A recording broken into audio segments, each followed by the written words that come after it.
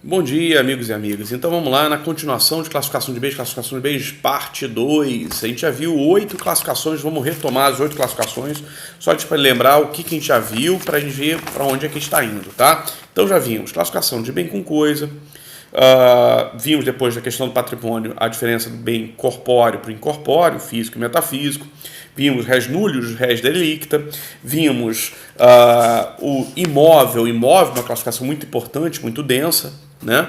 Viu fungíveis, infungíveis, consumíveis, não consumíveis, divisíveis, indivisíveis. Já vimos também oitava classificação, bens singulares e coletivos. Nos coletivos a gente parou aí nos dois tipos de coletivos, universalidade de fato, universalidade de direito. Seguindo aí classificação de bens, nona classificação, uma classificação que tem uma série de subclassificações e efeitos jurídicos importantes, a diferença entre bens principais e acessórios. É uma classificação que no código aparece com o título bens reciprocamente considerados. Por quê?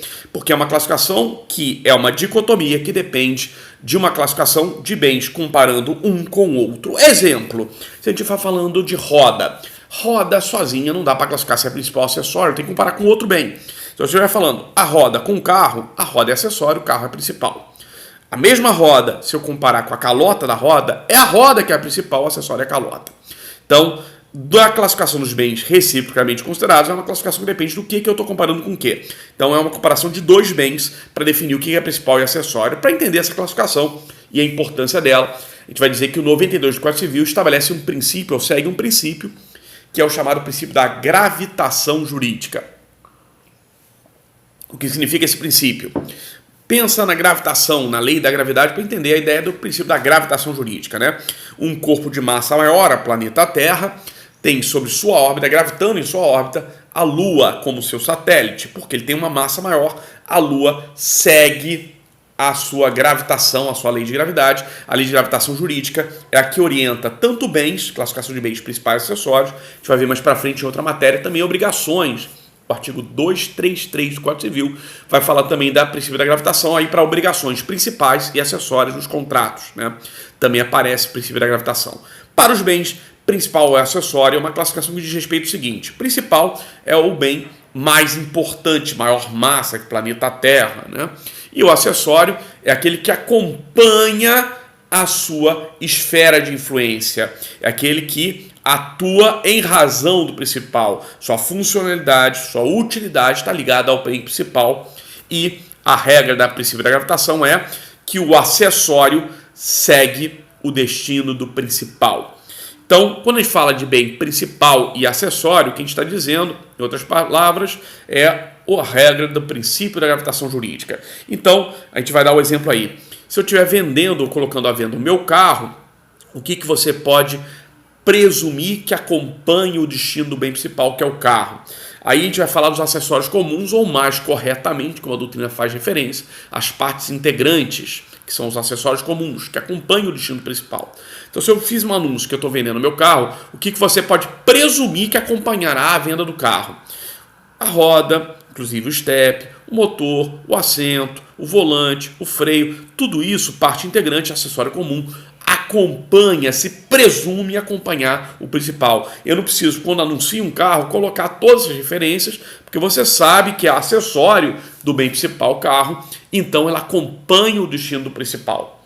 Bom, esse é o acessório comum, a parte integrante, segue esse princípio da gravitação jurídica, segue o destino do bem principal, é algo semelhante que a gente vai ver no direito contratual quanto às obrigações principais e acessórias, né? Então, a gente vai ver também no 233 essa lógica também para os contratos, para as obrigações. Contrato de locação, principal, acessório, contrato de fiança. Então, acompanha o destino principal. Estilo contrato de locação, contrato de fiança vai também se extinguir, porque é acessório do principal, acompanha o seu destino.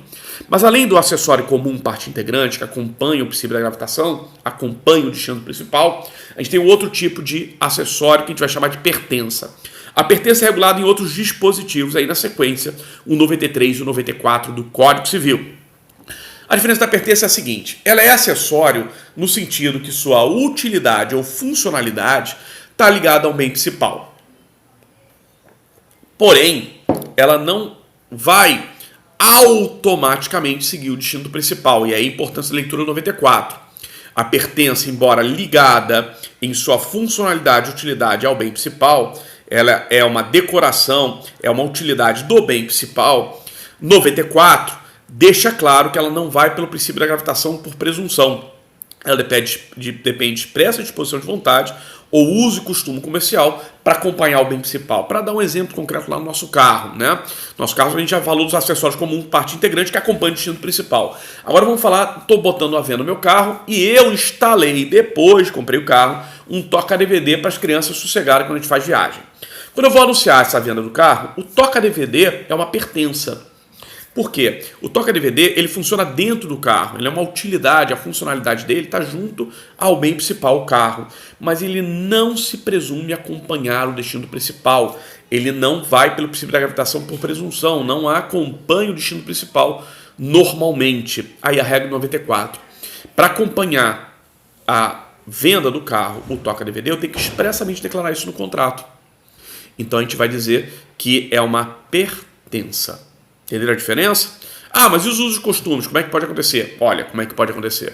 Imagina que o toca-DVD é item de fábrica. O modelo de carro faz com que o ano de série, a referência dele, é um carro que tem por item de fábrica aquele toca-DVD.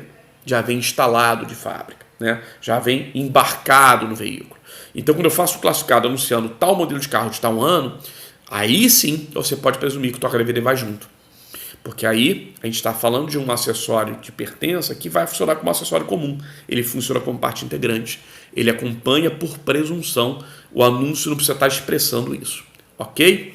Pode seguir daí? Vamos lá? Bom, não é corona ainda não. Vamos lá. Além dessa figura aí dos principais acessórios e as pertenças, ainda na classificação dos bens considerados entre si, a gente tem uma série de subclassificações que falam do que a gente pode retirar de um bem, que a gente chama de produto ou fruto, e o que a gente pode acrescentar num bem principal, que a gente vai chamar de benfeitoria ou acessão física. Vou começar com o que a gente pode tirar, que é tratado no 95 do Código Civil, e a doutrina usa até uma nomenclatura específica, que são os móveis por antecipação. Dentro dos móveis por antecipação, a gente tem o que a gente retira de um bem. O que a gente retira de um bem pode ser produto, que é o que a gente retira e não se renova, e, portanto, diminui a substância do bem principal. Exemplo, se eu estou arrendando uma fazenda e dessa fazenda eu retiro granito ou mármore, vamos pegar uns exemplos aqui do sul do estado, né? Mármore ou granito. Ao retirar ou explorar essa mineração, eu retiro e quando eu for devolver a fazenda para você, fica um buraco. Então, que a gente tem uma produção, um produto, retira do bem principal e não se renova e, portanto, diminui sua substância. Isso é o produto. Em comparação a ele, opondo-se a ele, existe o conceito de frutos, que é o que eu retiro, mas que se renova periodicamente, portanto, não diminui a substância. Os frutos, portanto, são as retiradas que eu faço de um bem principal, mas que, por se renovarem, não implicarão em diminuição da substância do bem principal. Os frutos, na verdade, têm várias subclassificações. Vamos começar com a primeira subclassificação. Aqui trata da forma da renovação dos frutos. Nessa forma de renovação dos frutos, a gente tem três possibilidades. Os frutos naturais, industriais e civis. Fruto natural é o que eu retiro e se renova pelas próprias forças. Exemplo. Fruto natural pode ser entendido até ao pé da letra, né? Goiaba, soja, milho, café, né? Tudo que eu retiro do bem, mas se renova pelas próprias forças. Agora, cuidado com fruto natural não ser entendido ao pé da letra, porque a gente está falando de expressão com conceito jurídico. Fruto natural no sentido jurídico. E aí pode parecer loucura. O professor enlouqueceu, mas o pessoal de Santa Maria vai concordar comigo. Ovo também é fruição natural. Por quê? Retirou da galinha que é boa embotadeira, ela vai renovar. Essa fruição, essa retirada que eu fiz do ovo, vai periodicamente ter renovação. Então não diminui o bem principal. Então a gente tem aí uma fruição também natural. Ovo também é fruto natural no sentido jurídico. Ok? Então cuidado para não confundir fruto natural ao pé da letra com o seu sentido jurídico. Fruição natural, fruto natural é tudo que eu retiro do bem principal, mas que se renova periodicamente. Não precisa ser fruto no sentido popular, literal, ao pé da letra. Segundo tipo de fruto, conta o tipo de renovação, fruto industrial. Fruto industrial é aquele que há uma renovação também, mas uma renovação necessariamente por ação humana. Ele vai ter renovação porque há uma ação humana para a renovação. Então, o resultado de uma produção industrial, de uma fábrica de brinquedo, carrinho, boneca, caminhão, todo mês está tendo resultado lá de tantos carrinhos, de tantas bonecas. E está se renovando periodicamente. Por quê? Porque eu estou botando insumo, matéria-prima, estou usando maquinário, mão de obra, pessoal lá da mão de obra, meus empregados, e está fabricando mais. Então, mensalmente, estou fazendo venda desses produtos, né? Desses produtos que, na verdade, no sentido jurídico, são frutos industriais, porque periodicamente renova lá a quantidade de brinquedos que eu estou fabricando. Então, por ação humana, há uma renovação periódica. E aí, para entender o conceito jurídico e ver como ele pode confundir a gente se a gente usa ele a pé da letra. Também chama de fruição industrial banana. O pessoal da roça conhece isso, sabe disso. Por quê? Banana, ela não se renova pelas próprias forças automaticamente. O novo cacho de banana depende, por essência, de ação humana para ter um novo cacho de banana. Então, por isso que a gente diz que banana não é enquadrado no conceito jurídico de fruto natural, ela é um fruto industrial. Entenderam? Então, a diferença aí é de conceito. Ah, professor, mas eu tenho um tio lá em Ibiraçu que tem um cafezal, ele planta lá com a família, ele atua, ele bota implemento agrícola, ele faz irrigação, ele trabalha sol a sol, é um trabalho desgraçado, muito pesado, né? Ele usa defensivo agrícola, que é uma palavra politicamente correta e mais bonitinha para dizer que ele usa agrotóxico, né? Bota muito agrotóxico lá, e na verdade a gente usa o nome mais bonitinho, que é defensivo agrícola, para não ser tão pesado. São os agrotóxicos mesmo, que ele está jogando lá a química, e então ele tem a produção lá do café dele. Isso não é fruição industrial, então? Não. Por quê? Porque o cafezal dele ele vai se renovar periodicamente pelas próprias forças normalmente. Talvez não na mesma qualidade e quantidade. A ação humana aqui é algo que dá um melhoramento, mas ela não é essencial. Então, a produção, a safra de café é também fruição natural, mesmo que tenha ação humana. A gente só considera fruição industrial aquilo que só se renova se tiver ação humana. Então, diferenciação do conceito. Fruição natural se renova naturalmente pelas próprias forças e pode ter uma melhoria com a ação humana, mas ele poderia se renovar mesmo sozinho. E fruição industrial é aquilo que só se renova por ação humana, ok? Terceiro tipo de fruição, quanto ao tipo de renovação, a fruição civil. Essa é uma renovação por convenção ou ficção jurídica. Ela vai ser enquadrada em situações em que a gente, por convenção, cria a renovação. Exemplo clássico é a doutrina da o aluguel. Mensalmente eu tenho lá direito de cobrar novamente o meu locatário. Ele está se renovando como direito de retirada do bem principal. É uma fruição civil. Ela não se renova pela natureza, pelas próprias forças. Ela não se renova porque eu estou manipulando algo fisicamente. Há uma renovação do direito de cobrança de aluguel por convenção, contrato, ficção jurídica. Por isso que a gente vai chamar de fruição civil. Fruição natural renova pelas próprias forças, pode ter até ação humana, mas renovaria de qualquer jeito. Fruição industrial renova por necessariamente por ação humana. Fruição civil renova por determinação legal, ficção legal, convenção legal. Só o aluguel? Não. Rendimento de algum investimento financeiro, dividendo acionário, se é que ainda existe isso no meio dessa crise desgraçada, né? Pelo menos eu não estou tendo nenhum dos meus rendimentos, nenhum. Tá tudo negativo. Estou esperando quietinho para ver se melhora. Mas não estou tendo não, tá negativo meus investimentos. Enfim, aí é fruição civil, porque é por convenção jurídica, né? Então, para entender e fechar a matéria do que eu retiro aí. E aí um exemplo clássico da doutrina de pegadinha que confunde a gente. A doutrina fala de retirada de lenha, né? Retirada de lenha. Qual é a classificação que a gente vai dar? É produto ou é fruto? Aí, se a gente pensar na retirada da lenha, tem que tomar cuidado, como qualquer classificação, da situação jurídica que nos é apresentada em seu detalhe. Se eu estiver falando de retirada de lenha de forma extrativista, então retira, não renova, é produção. Mas se há um remanejamento florestal, então eu retiro a lenha, mas eu replanto, faço replantio lá no teu terreno, tem uma renovação. Aí é fruição industrial.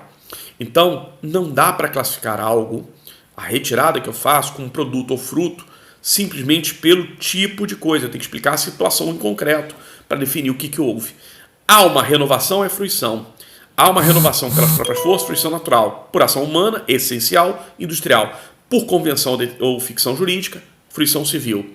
Não há nenhuma renovação, há uma retirada e diminui a substância do bem principal, produção. Fechou? Para retirada de lei, então, a gente vai ter uma diferença aí, depende da situação em concreto. Bom, por que é importante entender fruição? Porque tem uma outra classificação que vai ter efeitos no direito obrigacional, contratual e nos direitos reais. A gente vai ver mais para frente os efeitos da posse sobre bem alheio, o que vai acontecer. Essa segunda classificação de frutos trata do momento do fruto. E é uma classificação que tem várias subclassificações. Vamos entrar nela agora. Fruto pode ser classificado como fruto pendente. Fruto pendente é o vincendo, tá? É aquele que ainda não está no momento da cobrança. Ok? Então, letra A, dessa outra classificação de fruto, fruto quanto ao momento do fruto. Pendente é o fruto vincendo. Ok? Cuidado para não fazer uma associação equivocada. Ah, é o fruto verde, né? Não necessariamente. Por quê? De novo, o conceito jurídico do fruto pendente é o fruto vincendo, ele não está no momento da colheita. Se a gente fazer uma associação para o fruto natural, a gente pode entrar num equívoco grave. Por quê? É da prática do meio agrário, por exemplo, mamão, banana, que o momento certo de colheita é quando está verde, para amadurecer até o momento de transporte e recepção do consumidor. Então, quando a gente fala de colheita, de momento de vencimento da banana ou mamão, por exemplo, é o momento ainda da verde. Então, cuidado, fruto pendente não necessariamente é o fruto natural verde, tá? Fruto pendente é o fruto que ainda não está no momento da colheita, que pode ser um momento já ainda verde, né? Então, vamos lá. Fruto pendente é o vincendo. Para fazer o paralelo aí, com o fruto civil, fruto vincendo ou fruto pendente, quando fala do aluguel, por exemplo. O locatário ainda está morando, não chegou ainda no momento de cobrança. Ele está naquele mês ainda de habitando lá meu imóvel, mas ainda não chegou no dia do mês seguinte de cobrança. Aí ainda estamos falando de um fruto pendente. Letra B, fruto percebido ou colhido. Fruto percebido ou colhido é aquele vencido e cobrado, né? É o percebido. Percebido é o retirado lá da árvore. Se a gente vai falando do aluguel, chegou no dia de vencimento eu cobrei. Letra B, então, fruto percebido ou colhido. Vencido e cobrado. Passo seguinte, letra C, fruto estante. Estante, lembra de estante de armário. É o fruto armazenado. É um passo seguinte ao percebido. Por quê? Houve o vencimento, houve a cobrança e eu armazenei. A gente vai chamar isso de fruto estante. Então, é a safra de café que está no silo de armazenagem. Já houve um momento de colheita, já colhi, e foi além do colhimento, armazenei. Fruto estante. A gente vai falando de aluguel, fruto civil. Tem como ter fruto estante também no civil? Tem. O aluguel vencido, cobrado, e eu depositei em conta. Ok? Terceiro situação lá do percebido, terceiro passo. Então, a gente falou A, pendente, percebido. Percebido pode ser estante, momento seguinte, ou consumido, né? Então, A, pendente, B, percebido ou colhido, C, estante, D, fruto consumido. O que é o consumido? Aquele que já passou do vencimento, já foi gasto, já foi consumido, já foi comido, já foi vendido. Esse é o fruto consumido. O próprio significado da palavra é até o pé da letra essa ideia, né? Se a gente falar do fruto civil, vamos pegar o nosso paralelo lá no nosso aluguel. Houve vencimento, já estava percebido. Além de depositar, eu já gastei o direito, fruto consumido. Ok? Letra E. A letra E vai trazer uma expressão que talvez não seja tão mais fácil de entender, porque é uma expressão jurídica. Fruto percibiendo. O que é o fruto percibiendo? É aquele que vencido não foi colhido, não foi percebido. O que passou do ponto. Fruto percibiendo é um problema. Fruto percebiendo é o estado do fruto que gera um problema, porque é um fruto que está com risco de se perder, se não já se perdeu. Pensa na safra lá, o fruto que passou do momento de colheita, qual é o risco que você está sofrendo? Ele se apodrecer, né? Se perder. Então a gente está aí, fruto percebendo é aquele que passou do momento da colheita, deveria ter sido percebido e não foi, houve um vencimento, não foi colhido. Para equiparar aí o nosso paralelo do fruição civil. O aluguel, já houve vencimento e eu não cobrei. Também corre o risco de se perder, porque pode passar o prazo legal de eu recolher esse aluguel. Pode ocorrer a prescrição da cobrança. Então aí a gente tem aí também a possibilidade de se falar do fruto civil percebendo também, ok? Vamos seguir? Letra F. Outra classificação que a gente pode ter do fruto. Essa é até autoexplicativo, colhido com antecipação.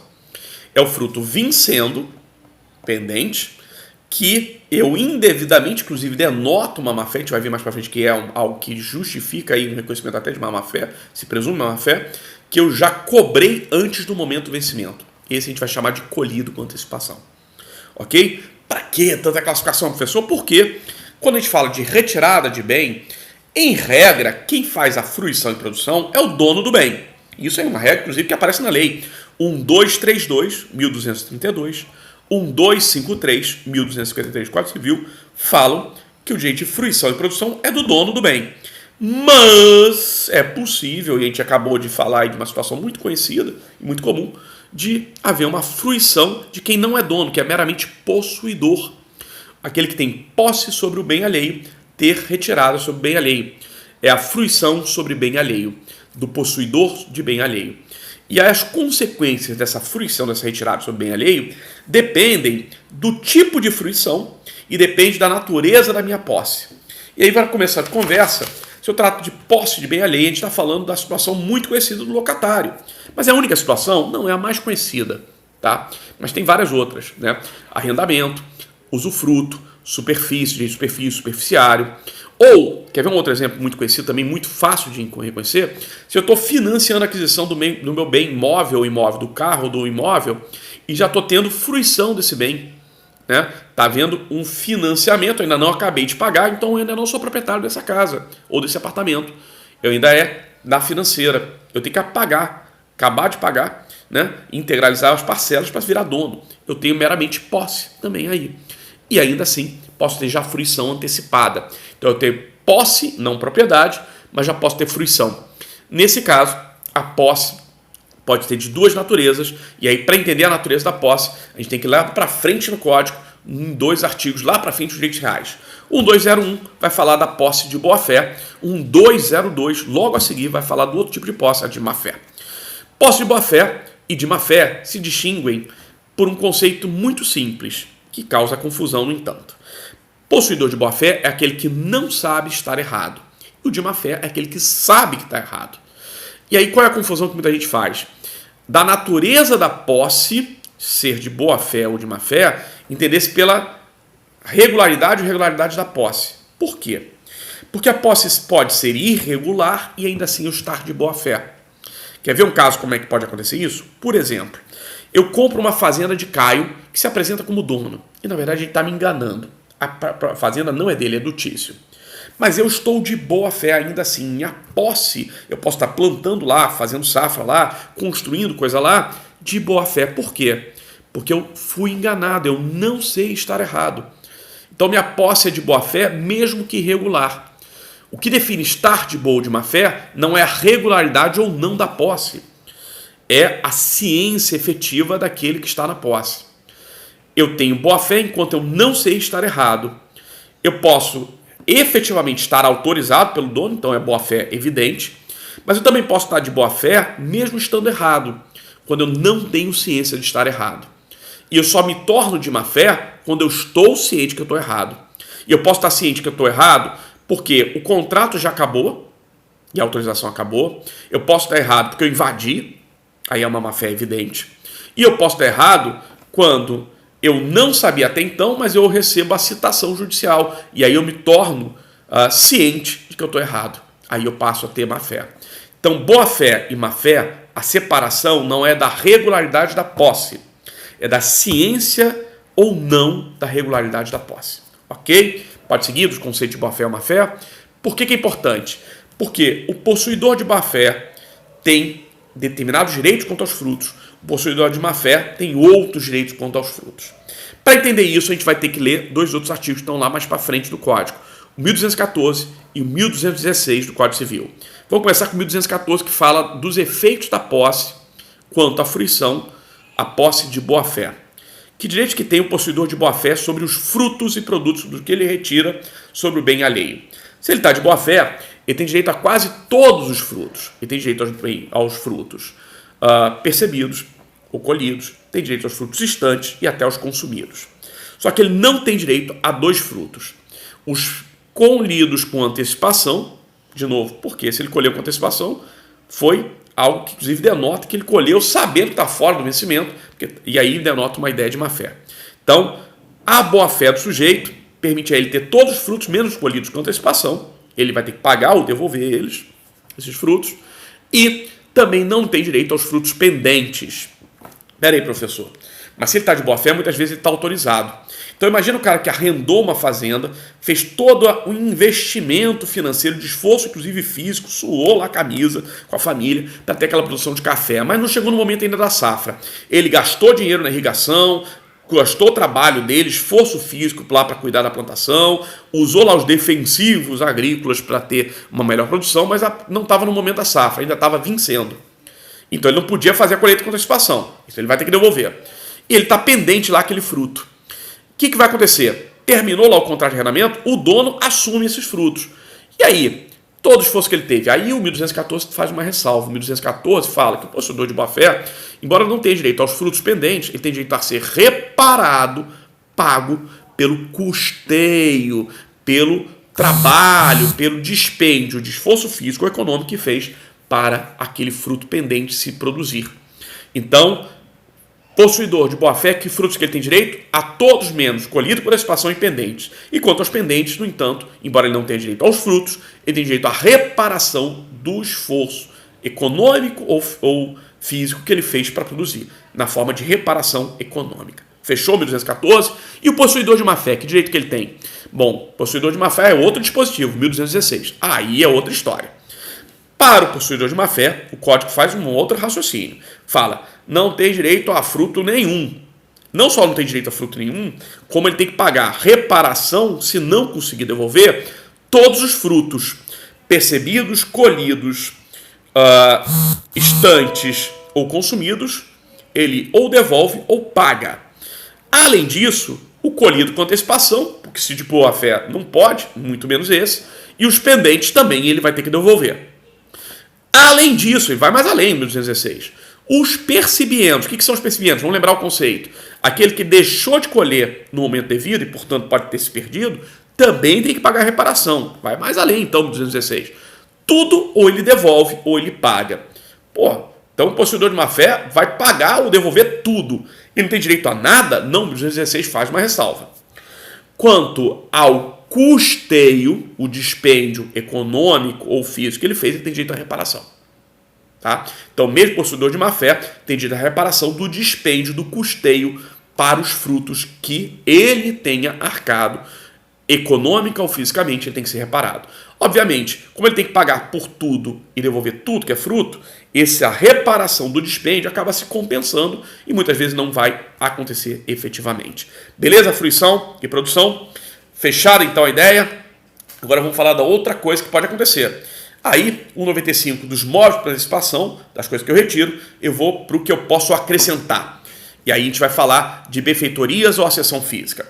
Benfeitorias são os pequenos acréscimos, pequenas obras ou pequenas plantas que eu coloco lá sobre o imóvel alheio. São as benfeitorias, que a gente vai ver mais para frente, que inclusive tem 3 tipos. Além das benfeitorias, existe a situação da acessão física, que a gente já estudou quando falou de imóveis, lá no 79.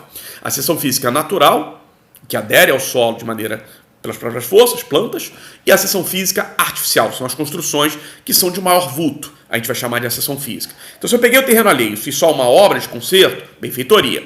Se eu construí uma casa inteira, acessão física artificial. Se eu cheguei no meio alheio e fiz lá uma hortinha, benfeitoria.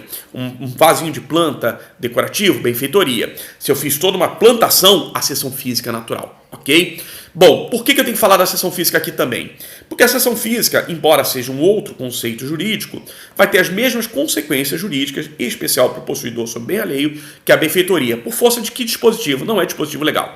É o artigo, na verdade, o enunciado 81 da Jornada de Direito Civil. Lembra? O enunciado 81 da Jornada de Direito Civil, eu vou falar do tema, que vai dizer que a cessão física, a ela se dá os mesmos efeitos jurídicos das benfeitorias, as mesmas regras jurídicas da lei de benfeitoria. Só que lembrando que enunciado de jornada de direito civil não é entendimento jurisprudencial, não é súmula, nem é dispositivo legal, não vem do legislativo. O enunciado 81 da jornada de direito civil são reuniões que foram patrocinadas pelo Conselho de Justiça Federal, lá em Brasília, de pessoas de entendimentos sintéticos. Mas esse enunciado 81 é uma referência importante para entender porque para a seção física, embora o conceito seja diferente, vai ter a mesma consequência jurídica da benfeitorias. Benfeitorias, vamos lá, começando a falar da benfeitoria, a gente tem que falar do que não é benfeitoria. Então vou pular o 96 do que fala do que é benfeitoria, para falar do 97 primeiro. O 97 a ele, vamos acrescentar aí uma outra referência legislativa, o 242 do Código Civil. O 97 e o 242 do Código Civil, então vamos falar do que não é benfeitoria. O que não é benfeitoria?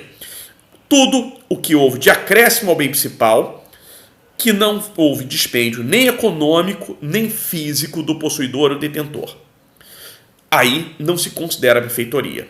Não teve dispêndio de esforço econômico ou físico, não é benfeitoria, regra 97 e 242 do Código Civil. Problema judicial que aparece, pode parecer esquisito, mas aparece. Então imagina que o locatário tenha suportado os aborrecimentos de uma obra no prédio que ele está alugando, né? Então ele não aproveitou e não houve cobrança lá no condomínio, nem nada disso dessa obra, tá? Então não houve também dispêndio econômico dele. Ele apenas suportou o aborrecimento do barulho, da poluição, até de restrição de andamento ou de área de lazer, enquanto estava fazendo lá a obra do prédio. Após o contrato de locação, ele vai devolver um imóvel que agora foi valorizado por essa obra extra aí que se acrescentou ao imóvel. Então imagina que eu estou alugando um apartamento, foi construído uma piscina. Eu suportei todo o aborrecimento, eu suportei todo o barulho, toda a poluição, inclusive restrição de locomoção lá da área de lazer, de aproveitamento da área de lazer, mas eu não dispendi, não me foi cobrado valor econômico nenhum por essa obra, nem eu não tive que atuar, eu não fui fisicamente lá construir essa obra. Não houve dispêndio econômico nem físico meu. Eu posso cobrar, porque houve no final do contrato uma valorização do imóvel do dono, essa benfeitoria? Não, porque não teve dispêndio meu. Então não é considerado benfeitoria o que não houve dispêndio econômico ou físico do possuidor ou detentor. Beleza? E o que é benfeitoria então? Benfeitoria é tudo o que eu acrescentei por esforço econômico ou físico meu. Contrário senso lá do 97 e 242. As benfeitorias, por sua vez, são subdivididas no 96 do Código Civil, nos seus 3 parágrafos, em 3 categorias. Benfeitoria voluptuária, parágrafo 1º, útil, parágrafo 2º, necessária, parágrafo 3º do 96 do Código Civil. Vamos lá entender cada um desses 3 tipos. Benfeitoria voluptuária, a de mero deleite ou recreio da pessoa. O que seria benfeitoria voluptuária? Qualquer tipo de acréscimo que é apenas decorativo ou de lazer sobre o bem principal. Exemplo lá no nosso imóvel. Construiu lá a piscina do imóvel, ou fez uma plantação de flores decorativas. Obra de acréscimo, benfeitoria, mas apenas voluptuária. Tá? Só para bem imóvel tem benfeitoria? Não, para bem imóvel também é possível. Tá? Então eu peguei emprestado um carro, fiquei durante muito tempo com o teu carro emprestado, para ele sair um pouquinho só do exemplo de locação, para entender que benfeitoria eu posso bem ali, não necessariamente é de locação. Peguei emprestado teu carro lá por 2 anos, né? E aí eu botei aquela buzina que acho linda e maravilhosa, imitando um bode berrando, né? É mero deleite, aquele bode desgraçado berrando lá com buzina. O neonzão, tunei lá o carro, botei um neonzão para quando chegar de noite aparecer parece um tapete de luz chegando junto com o carro. É mera decoração, benfeitoria voluptuária. Mas professor, quando o sujeito for devolver o imóvel, o possuidor for devolver o imóvel lá, que foi construído a piscina, esse imóvel foi valorizado, não interessa. Mesmo que ele acrescente ou valorize economicamente o bem principal, ainda assim será considerado benfeitoria voluptuária e a consequência jurídica é que não gera direito à reparação. Okay? Direito legal à reparação não vai existir porque foi considerado de mero deleite ou recreio. O acréscimo que você faz de mero deleite ou recreio é benfeitoria voluptuária e por essa classificação entende-se que não há direito legal de reparação. O único direito legal que a gente tem, por lei, é o direito de levantamento, de retirar e levar contigo. Okay? Mas você não tem direito a exigir reparação porque houve essa obra e houve inclusive, mesmo que aconteça uma valorização do bem principal, continua sendo voluptuária, continua não gerando direito à reparação. Ela pode ser negociada, mas não é direito. Okay? Segundo tipo de benfeitoria, parágrafo 2º, benfeitoria útil. É aquela que dá melhoria à utilidade ou funcionalidade do bem principal. Vamos pegar lá o nosso exemplo da casa. Peguei a casa lá alugada e fiz uma nova janela, que deu mais ventilação e iluminação para o imóvel que estava alugado. Então, melhorou a funcionalidade da habitabilidade, a finalidade e a destinação do bem principal. É uma benfeitoria útil. Ok? Ah, mas bem móvel também dá para ter? Lógico que dá. Né? Eu faço isso muito com meus carros. Né? Carro que eu compro, eu sou obsessivo por segurança, eu faço muito isso. Mas imagina que eu não comprei o carro, peguei emprestado. De novo caso de posse sobre bem alheio. Peguei o teu carro emprestado por 2 anos e resolvi fazer uma alteração no teu carro. Botei mais a airbag lá, que já tinha segurança, mas eu melhorei a segurança botando mais airbag lá. É uma benfeitoria útil. Ok? Então, melhoria, obras de acréscimos de melhoria da funcionalidade ou utilidade do bem. Benfeitoria útil.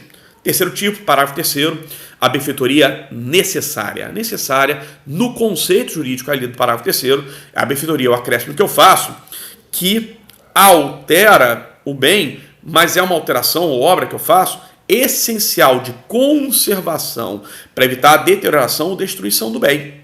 Nesse caso, a gente chama de benfeitoria necessária. Cuidado que tem doutrina minoritária que entende benfeitoria necessária em um sentido mais amplo, mais generoso. Já caiu uma vez no concurso do MP do Rio, há mais de uma década atrás, uma situação que é um caso concreto que se entendeu aí, embora de forma minoritária, que se tratava de uma benfeitoria necessária. Em que caso foi apresentado lá nesse concurso?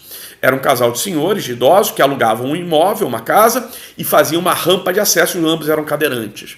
E aí o aplicador lá, a banca avaliadora, pedia para dizer identificar que tipo de benfeitoria era aquela, e a banca entendeu que ali era uma benfeitoria necessária, porque sem a rampa, os idosos cadeirantes não conseguiriam acessar e dar utilidade ao bem, que era o imóvel que alugavam. Entenderam que era necessário nesse sentido. Não é o sentido majoritário que a doutrina segue, não é o sentido literal que a lei bota no parágrafo 3º do 96.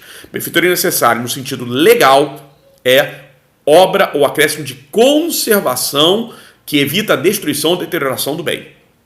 Ok? Então, o exemplo que a gente vai dar é para o imóvel, por exemplo, que eu estou alugando e que eu conserto a telha. Né? Se eu não consertar, vai chover, vai destruir os móveis, vai destruir o ambiente lá do imóvel. Ou o conserto do encanamento que já está rachado, que está dando infiltração. Né? Se eu não consertar essa obra, essa benfeitoria, ela é essencial para evitar a destruição e deterioração do bem. Ah, veículo, bem móvel, também dá para dar um exemplo de benfeitoria necessária para veículo, para bem móvel? Dá. Vamos lá. Você está me emprestando o carro. De novo, a ideia do empréstimo do carro por um longo período, uns 2 anos lá, e está com o pneu careca. Eu troquei o pneu careca. Aí é uma benfeitoria, um acréscimo que eu fiz, que é necessário. É só a gente pensar, subir lá, aquela serra lá desgraçada de Domingos Martins, que tem uma série de retonas que não tem como ultrapassar, é super estreita, às vezes dá até derramamento quando tem chuva, e se eu tiver com o pneu careca, qual é o risco que eu estou correndo? Vai derrapar, vai capotar, vai destruir o carro, vai estar PT. Então, a gente está falando aí de uma benfeitoria necessária, porque é de conservação, de evitar a destruição, deterioração do bem. Benfeitorias tem pegadinha, cuidado, de novo, a mesma coisa que a gente falou de fruto e produto, cuidado a analisar o caso concreto para verificar do que a gente está falando. Não dá para falar só do tipo de obra e dizer que tipo de benfeitoria é. Exemplo que a gente vai dar disso. Pintura da casa. É que tipo de benfeitoria? Depende do tipo de pintura.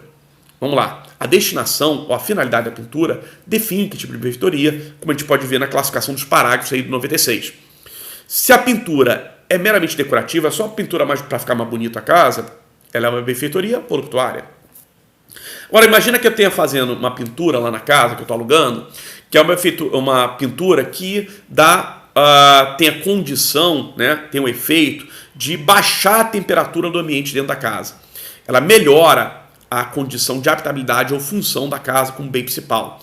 É uma benfeitoria de melhoria, é uma benfeitoria útil. Então, a pintura que dá esse efeito térmico, benfeitoria útil. Não é meramente decorativa, não é voluptuária, é útil. Terceira situação, a pintura da casa que eu faço é de verniz protetivo e a casa que eu estou alugando é no litoral. E por conta da maresia, eu faço essa pintura aí da casa agora para proteger, a evitar a deterioração da casa que eu estou alugando, seja de madeira, seja de qualquer material, para que não se destrua a casa. Aí é uma benfeitoria necessária. De novo, vemos que benfeitoria, a classificação depende da destinação. Ok? Vamos seguir? Da mesma forma que aconteceu com o que eu retiro, fruto do produto, móvel por antecipação, também o que eu acrescento, benfeitoria e acessão física, vai ter regra jurídica, consequência jurídica, efeitos sobre a posse de bem alheio. Mesma diferença que a gente fez lá nos frutos, também aqui para a fruição, também vai ter para a benfeitoria. Depende do tipo de posse, se é de boa fé ou de má fé, para a gente definir a consequência. Para começo de conversa, então, lembrar do 1201, boa fé, e 1202, o que é má fé na posse. Saber ou não saber que está errado. Ok? Mesma regrinha, mesmo conceito que a gente viu para a fruição, vai valer também para a questão da benfeitoria, para definir se a posse é de boa ou de má fé. São os mesmos dispositivos, 1201, 1202. Só os dispositivos que tratam dos efeitos da posse sobre bem alheio contra as benfeitorias, aí são outros os dispositivos. Não é o 1214, 1216 que a gente usou para a fruição, resultado da fruição, e sim o 1219, 1220 e o 1222. Então, 1219 vai trazer a primeira situação. A situação da posse de boa-fé quanto às benfeitorias. Possuidor de boa-fé sobre bem alheio, que direito que tem sobre as benfeitorias que faça? 1219, 1219 do Código Civil traz a regra geral. Qual seja ela, o possuidor de boa-fé sobre bem alheio terminou lá, o contrato terminou, está devolvendo bem alheio, a benfeitoria que ele faça, ele tem direito ao quê? Se é voluptuária, só direito ao levantamento, retirar, né? A não ser, e aí isso é sempre permitido, que ele negocie com o dono e deixe lá a benfeitoria em troca de um pagamento. Isso pode ser negociado. Então, o direito do possuidor de boa-fé é de levantamento ou, se negociado, reparação com o proprietário. Ok? Há aqui na doutrina, inclusive, que diga que esse direito de levantamento é um direito de dever. Por quê? O proprietário, muitas vezes, pode impor esse levantamento. Imagina, então, aquele caso lá do exemplo que a gente fez de uma benfeitoria voluntária, que foi a construção da piscina na casa que eu estou alugando do Caio.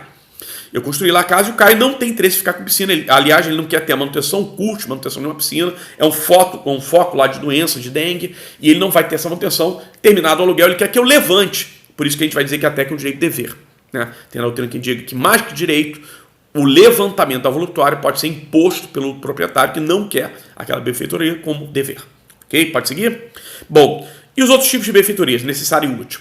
Necessário e útil, na regra geral do 1219, vai dar uma dupla dinâmica de direitos, que é o direito de reparação e retenção. Então, toda benfeitoria necessária e útil, na regra geral do Código, gera direito de reparação, ou seja, ser pago pela obra que eu fiz, atualizado o valor, e retenção. Retenção é um direito acessório da reparação, por isso que eu digo que é uma dupla dinâmica. Por quê?